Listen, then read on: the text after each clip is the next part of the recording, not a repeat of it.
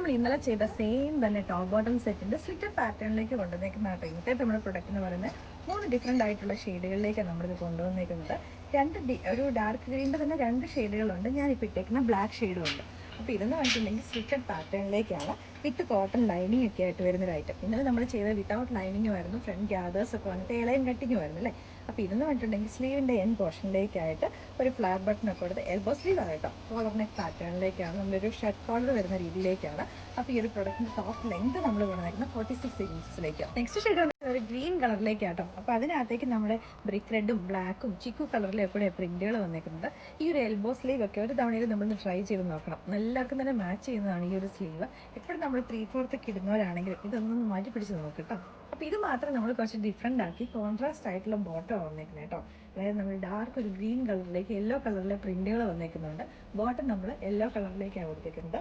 സ്ലീവിൻ്റെ N പോർഷനിലേക്ക് same തന്നെ yellow തന്നെ പാച്ചായിട്ട് യൂസ് ചെയ്തേക്കുന്നത്.